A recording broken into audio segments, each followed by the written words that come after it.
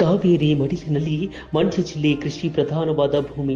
ಜಿಲ್ಲೆಯ ಕೃಷಿಕರ ಹಿತರಕ್ಷಣೆಗಾಗಿ ಕಾಂಗ್ರೆಸ್ ಸರ್ಕಾರ ಸಣ್ಣ ನೀರಾವರಿ ಇಲಾಖೆ ಮೂಲಕ ಜಿಲ್ಲೆಯಾದ್ಯಂತ ಕ್ರಾಂತಿಕಾರಿ ನೀರಾವರಿ ಯೋಜನೆಗಳನ್ನು ಅನುಷ್ಠಾನಗೊಳಿಸುತ್ತಿದೆ.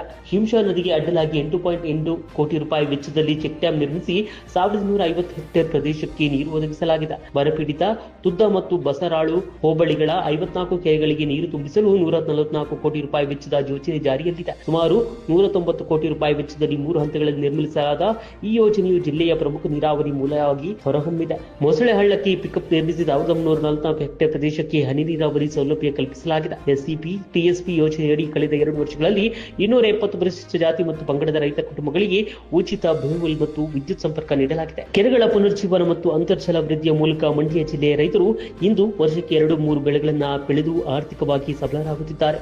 ಪ್ರತಿ ಹನಿ ನೀರಾವರಿ ಮಹತ್ವವನ್ನು ಅರಿತು ಸುಸ್ಥಿರ ಕರ್ನಾಟಕ ನಿರ್ಮಿಸುತ್ತಿರುವ ಕಾಂಗ್ರೆಸ್ ಸರ್ಕಾರ ಮಂಡ್ಯದ ಜನರ ಜೀವನೋಪಾಯಕ್ಕೆ ಭದ್ರ ಬುನಾದಿ ಹಾಕಿದೆ.